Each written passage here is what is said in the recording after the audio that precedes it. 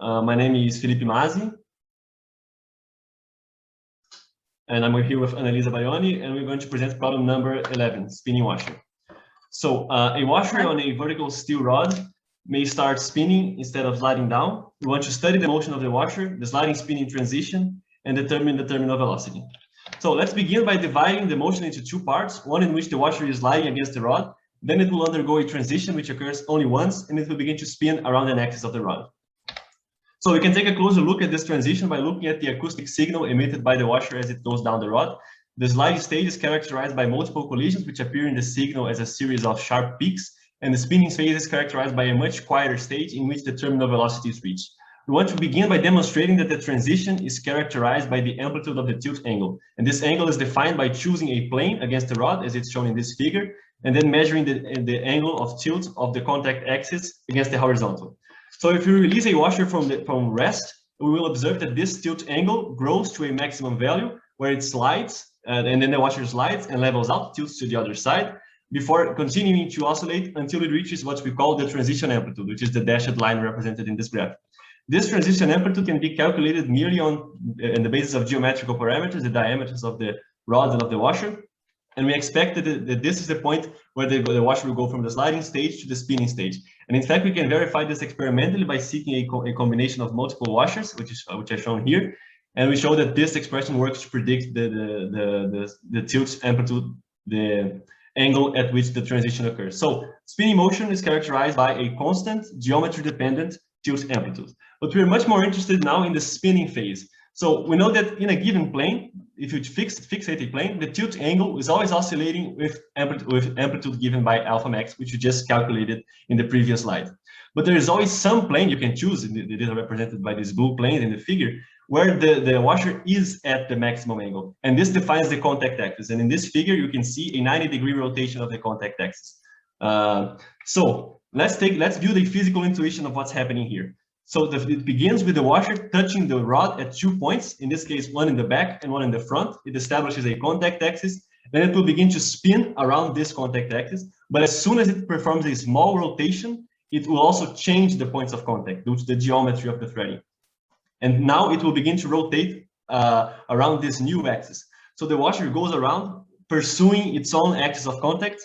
And ideally, it's important to note that a small angular displacement of the contact axis does not correspond necessarily to an equal angular displacement of this piece of tape that we put at the tip of the washer. And that means that this is analogous to rolling without slipping. The washer can go around changing its points of contact without ever actually sliding against the rod. So ideally, the point of contact would always have zero tangential velocity. This would be this no slipping condition. Now consider the fact that it is perfectly possible to achieve vertical displacement. That is, it is perfectly possible to go around the threading so as to go up and down without any sliding. This is what I show manually here. So you can see the piece of tape does not slide against the washer, against the threading, but the washer is still able to go up and down. This is rolling without slipping analogously. Now, we can understand this even better if you consider these animations which display the frequencies which I have been discussing. So omega prime z is the oscillation of the contact axis, and here the only thing that's changing is which points are composing the contact axis, so they're the maximum and the minimum heights. And the one on the right, omega xy, is the source of energy dissipation. This is where there is displacement in the direction of the frequency force. So if there is to be energy dissipation, which is essential to explain the existence of the terminal velocity, it must lie in this motion. And these two frequencies will combine in a non-trivial way. It's not an addition, it's just a symbolic thing. They will combine in a non-trivial way to produce the motion that we actually observe. And this is exactly what I have been showing you in the figures in the last few slides. So now let's think of this in terms of energy.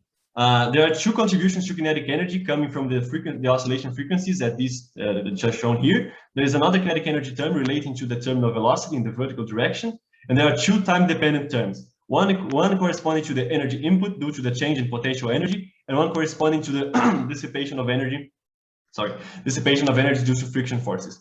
The key here is to realize that once the transition occurs, the geometry of the rod is such that all these kinematic variables will become coupled. And then there will only be 1 degree of freedom left, and the terminal velocity will necessarily appear. There will only be one solution to the energy equation. But now we want to spend some time verifying this coupling experimentally. And that's what we'll do now. So we begin by building a setup in which we position the camera in front of a rod, and we position a mirror to control parallax. and then we track the position of a piece of tape that we put at the tip of the washer and track it against the XZ plane. The first thing this is the setup we've been using. There are a total of 10 washers and 3 rods, so there are multiple combinations to try. And so the first thing you observe is that the X components oscillates between 2 extremes, which roughly correspond to the radius of the radii of the washer and the rod. And in the Z direction, we have an oscillation. Accompanied by a general downward trend. But we'll take a closer look at it right now. These pieces of dashed light are just places where the washer is blocked by the rod in the video. Don't pay too much attention to them.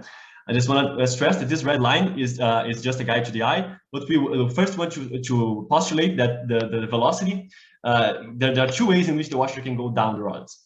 It can be due to the change of the contact axis, which is represented by omega prime Z, or due to slipping. And these 2 contributions will add up, mediated by the spacing between each ring in the washer threading, to build up to the terminal velocity which you actually observe.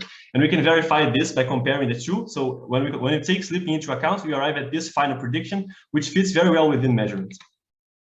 In the cases where so this expression is correct. In the cases where it fails, we are always underestimating the terminal velocity, which is due to the fact that some slips and bumps occur where the washer slides a little bit along the rod, and it collides abruptly, so it goes through a large distance in a very short time. So that's why we sometimes underestimate velocity. But okay, so that expression, the expression for velocity coupling to omega prime Z and omega xy works. How does this change our expression for energy? If we use the principle of conservation of energy, we arrive at this stability condition, and we put terminal velocity in the expression, and we arrive here. Now we want to ask, we're left with 2 frequencies, and we want to ask, how are these 2 coupled, right? So now I'm going to present you a few arguments to tell you why omega prime Z and omega xy are also coupled, not just V of Z and the 2 frequencies.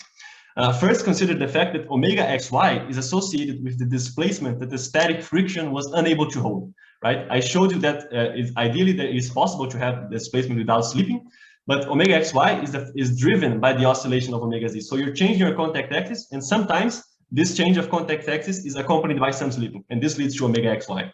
So the fact that omega xy is in terms caused by the oscillation of the contact axis, combined with the fact that both of these frequencies are constant at the steady state, gives us good reason to define what we call a coupling coefficient. So now here's a figure in which you see a complete oscillation of the contact axis. So the washer begins by touching the rod at the front and in the back. In both cases, so it begins and ends in this setting, right? So this is a full oscillation of the contact axis. But this is also accompanied by a small angular displacement that you can measure by accompanying the piece of tape. So now we define kappa by this ratio, which is a measurement of how much your washer slips for each unit of, let's say, displacement of the contact axis. Now we can put this into the stability condition, which I showed you before, to arrive at a purely geometrical definition for kappa. The challenge here, of course, is to find an expression for the normal force, but we have developed one, and I can show you in the appendix. It's quite large. But the important thing is we can make good predictions for what the coupling coefficient is, and then we can compare it to our measurement to see that we can find a purely theoretical prediction for the coupling coefficient. Although some parameters here are sometimes too small to be able to measure with the equipment we have at home. But nevertheless, the important thing is the coupling coefficient now enables us to predict the terminal velocity with a single measurement. So we have demonstrated that the terminal velocity can be found if you know only one of the kinematic parameters of the motion. And if the initial conditions are known, then the terminal velocity can be calculated without any measurement. The difficulty here is that this expression is actually only valid in the steady state. But during the transition, the washer is allowed to accumulate some energy, which corresponds to this constant. And this is the only reason why we're not able to make a fully theoretical exclusively theoretical prediction for the terminal velocity. But if you make one measurement, you can know all the other kinematic parameters. So in conclusion, we divided the motion into 2 regimes, a sliding spinning transition, which is characterized by the maximum tilt angle. We noticed that dissipation arises from slipping of the contact axis, and this leads to a coupling of the spinning modes.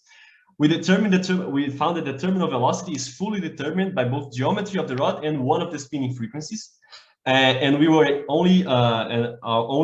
only step necessary for a completely theoretical prediction of the terminal velocity would be a full description of the pre-spinning motion, which, as I showed you, is characterized by multiple collisions, and this is why it is somewhat hard to predict.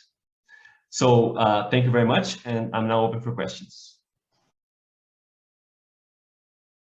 Good afternoon. My name is Ovchenko Grigory. I'm from Team Ukraine, and today I'm going to oppose the solution of problem number 11, the spinning washer. According to the statement of the problem, reported had to investigate the motion of the washer on a rough rod, investigate the transition process, and define the stabilized motion of a washer. According to the statement to the reporter's report, we first of all we saw the demonstration of the phenomenon, in which reporter showed us the transition process, in which the washer fall down along the road, but however after some time it touched the road, and the further motion of the washer was nearly stable without any sliding. Further, reporter also analyzed this effect using the sound, which indeed allowed him to differentiate the different stages of the motion of the road, of the washer along the road, and indeed it indeed a good experimental technique.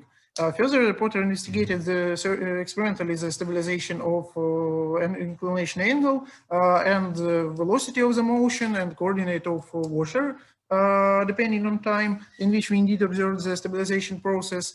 Then reporter tried to give an qualitative explanation of this effect, in which he showed us that there are two types of rotations of the washer.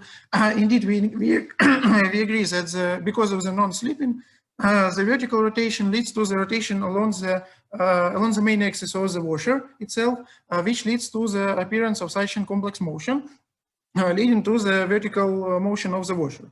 However, the investigation of the problem wasn't, in our opinion, full because reporter investigated only the energy of the system. However, the theoretical expression for the deflection angle, for example, and the stability of this setup weren't investigated in the report, and thus we think that the investigation may be improved by adding this to the theoretical analysis. Then reporter investigated some kind of coupling coefficient, which wasn't clear. It was some kind of ratio of the angular velocities. However, it wasn't clear how does it define the whole transition process, how it is coupled to the motion of the washer, and this variable becomes questionable. How does it depend on different parameters of the stuff? However, there are some kind of different questions which remained after the report, which has to be investigated. In our opinion, the first question is rule of the roughness of the rod and the surface of the washer. Because of in the statement of the problem, they said that we have just used the rod, and thus the question is that will this effect be observed in a case if we do not have any roughnesses? Do they define the terminal velocity? Does the theory of reporter predict this, and so on? Also about the surface of the washer, internal surface of the washer, the question is mainly related to the slipping condition. Why does slipping occur? What effects will lead to the appearance of the slipping? What does it affect in the further motion? Does it destabilize it, or it in another way tries to stabilize? It has to be all investigated. Also, we didn't observe in the analysis of the reporter the dependence on the radius of the washer and the radius of the rod, because in our opinion, the contact between the washer and the rod, it strongly depends on the radius and on the radii, and thus varying them, we can observe different types of contacts, and thus there may be the transition process and the stabilized motion may be different, and in our opinion it has to be investigated in this problem. However, another parameters which has to be investigated weren't taken into account in the investigation. For example, the size of the roughnesses, the mass of the washer, the external radii, like the different type of the frictions, did they try to decrease it, and so on. So I invite the reporter to polemics. the first my question is related to the role of the roughnesses. In what way are they needed to stabilize the motion, and do we observe, may we observe such a motion without any roughnesses? So you mean the roughness is as if if the coefficient of friction was 0, or do you mean if there was just a straight pole? So yes, a straight rod. Yeah. For a straight rod, there would be absolutely nothing even remotely similar to the phenomenon, I believe. Maybe you could have some spinning motions in the beginning, but there's a very important role. The threading of the rod is supporting the washer in place, right?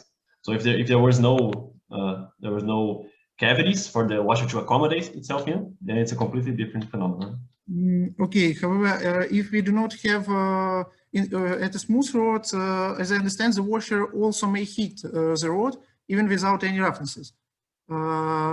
Yes, even small initial velocities. However, in your experimental step, you also has to have some small velocities which lead to the heat of the washer with the rod. Do I correctly understand? Yes, you're correct probably in that, but it seems that the main contributor to the displacement of energy is the friction, the displacement in the direction of the friction force, and that's the main point you concern yourself with. The friction force or the normal reaction force? The friction, sorry, or what's the second option? Do you mean the sliding friction force or the normal reaction force? The sliding friction force, which depends on the normal reaction. Which, by the way, is a point you raised. I think it was very important for you to raise that point because there was no room in the presentation for that. But the geometrical features, as you mentioned, the radii and the diameters, come into this expression for the normal force, right? So here's the normal as over the weight, and we have just by purely geometrical arguments. It's in the appendix. Here we have an expression for this n over mg. So it's a bit messy. I apologize for that, but it's only in the appendix. And here appear the densities and the diameters and the internal radius of the washer and the rod. So here's where geometrical factors come in. May you explain physically how you can calculate the normal reaction force in this case? You can parametrize a helix write down a parametric equation for a helix, and then use just you take the cross product of the position to the tangential vector to get the normal force. Oh, okay, yes. You will just use force analysis to find it. Yes. Yeah, it's a purely geometrical. From purely geometrical arguments, we find it, and when we calculate it, it seems to work. Okay. Okay. And the step of the helix you defined from experiment or also from your theory? The step is measured. We use the. It's quite hard to measure, but it's measured. Okay, your theory doesn't predict the step of the helix. The step of the helix is, I mean, it's a property of the helix, right? Maybe I misunderstood what you meant. Not the helix of the rod covering, like the helix around which the washer moves. Does it on this one, or there may be another types of motion in which it doesn't? You mean the helix which the washer traces as it goes down? Yes. Yeah, yes. it follows the threading of the rod. Unless if there are, it may sometimes tumble down, which as we showed here. But in general, it follows the threading quite well. So in this video, we're showing a particular case where there was a lot of tumbling and bumping, but in general, it follows the threading quite well. And this is the as I understand, you haven't investigated different radii, and thus you haven't observed the effect that the terminal velocity may be higher than the velocity obtained from the just moving around along the road. No, I think that's not the case. We did investigate multiple radii. I mean, this is the setup, right? So here's the external and internal radii. Unfortunately, most of these don't work for the phenomenon, but here are the combinations which work. So we have, and in the actual comparisons which I made were for 4 completely different washers and rods. Okay. So I think the role of the radii was very well explored. Okay, now I understand. Also, I want to investigate the role of the kappa coefficient represented in your theory. What does it represent, actually? Maybe I think Anna would like to step in here. Yeah. Okay. So this kappa coefficient measures the correlation between the slipping and the sliding in the rod. So there's two factors that must be considered here, and this kappa coefficient measures the coupling strength, the coupling, how much does each type of movement is taken into account in this displacement, right? And as I understood from your theory, it has to be defined geometrically just. Yeah, because there's this slipping occurring in the XY plane, right? That there's this Okay. due to the slipping, and there is a Z displacement occurring due to the spinning of the washer. So this kappa coefficient measures the ratio of these two displacements. Okay, thank you. Now it's in some way clear. I want to move to another stage of the motion of the washer. It's a transition transition process. As I understand from the statement of the problem, we have to investigate the transition. And do you have any kind of parameter which shows us does this transition happens quickly or efficiently or in some other way describes this process?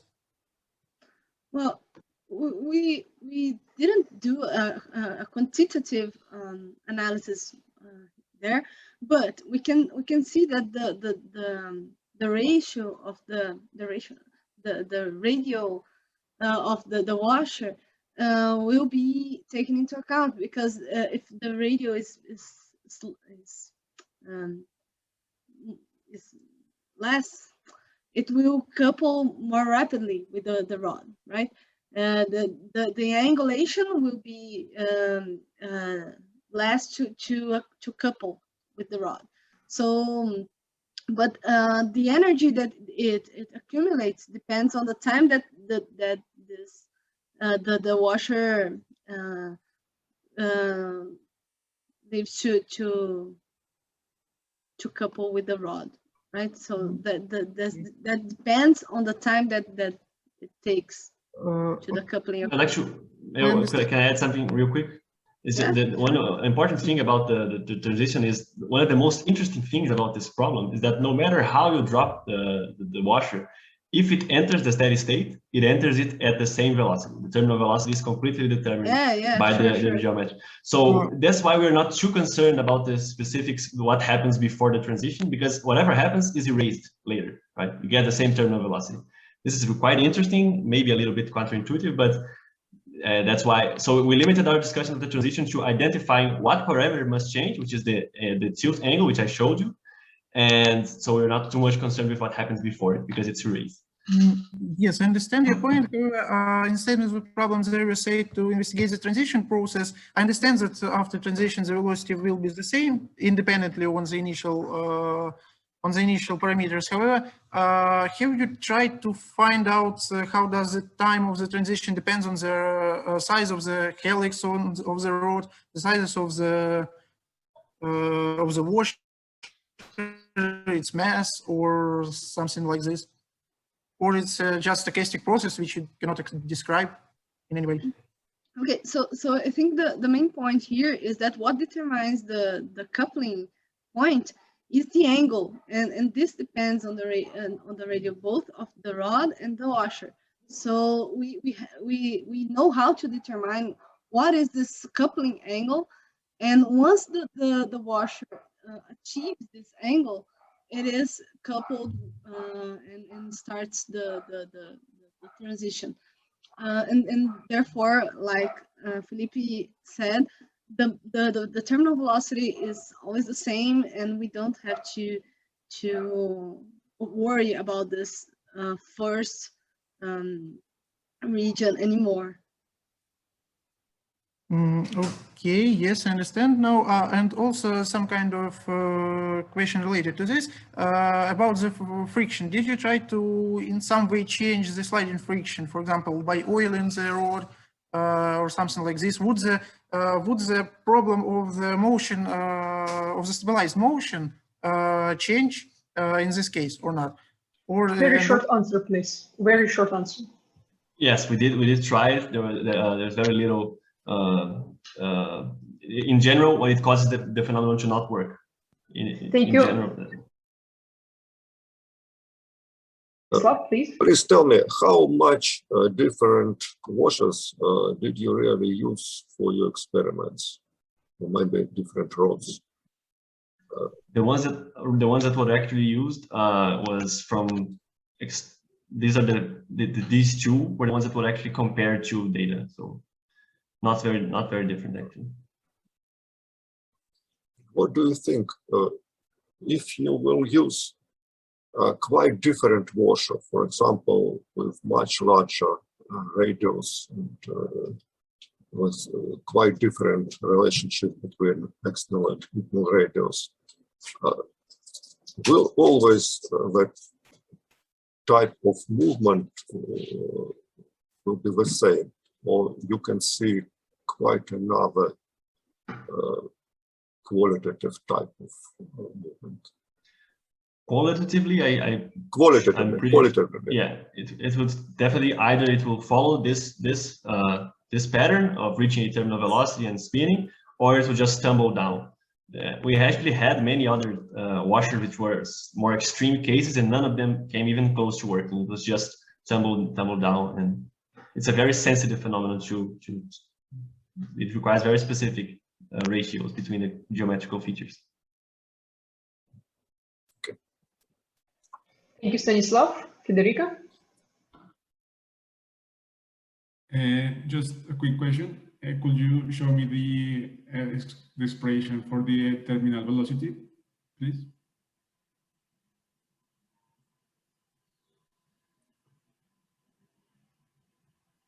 Okay, thank you. That was it.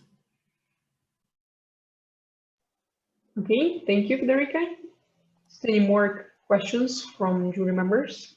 Yeah, also very short question.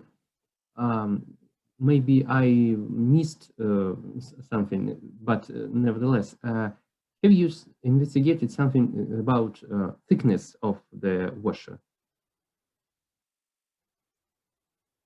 The thickness of the washer, it comes into this expression for the. No, in fact, I think it doesn't come into the expression for the normal force. So, if you haven't investigated this, then just make an assumption of what would be with the change. So since the stability condition is mostly related to the equilibrium between friction and potential energy change, perhaps a larger thickness compared to the spacing between the threadings would cause greater friction forces, right? So it might change the point at which the rod stabilizes. That would be probably the main influence, but I think in general we got away with not varying it because the spacing between the threadings is much larger, is in general larger than the thickness. So it doesn't seem to play an important role, which we could measure with our setup. Well, I think Nikolai means that if you will take a washer like a long cylinder, will you see the same movement? If the height of the cylinder is still small compared to the spacing between the rings of the threading, then yes. Yes. But then probably would not be something that you would be inclined to call a cylinder, maybe, because it's quite thin still. Okay, thank you, Nikolai and Stanislav. I have Ivan, please. Question, thanks. What do you think will happen if you change the medium? So like right now you're doing it in air, but like if we do the experiment in water, would the experiment work or not? And would it be maybe easier or not to measure to collect your measurement data since the washer is falling slower? I guess. That's a very interesting question. Believe it or not, I actually did try it underwater. And what happens in general is that the washer just goes down a straight line. It seems that the water maybe forms a barrier between the washer and the rod, right? So maybe it's because when the washer tries to come into contact with the rod, it has to push some water. So it's kept almost concentrical to the axis of the rod. That's the main observation. Thank you. And in the vacuum, sorry? In the vacuum, I don't see any reason why it should make an important difference, because the amount of resistance One of the from points the is air. to study the transition between the spinning and the rotating phase, and in like one of the parameters could be also the fluctuation of the medium as well, like which will bring your washer to rotate or to spin. I mean, Oh, certainly. If there was wind, then definitely there would be an important difference. But just by changing, let's say, the amount of drag that the washer experiences, then within a reasonable range, I don't expect to see any difference. okay, thank you. Sorry, Yuda.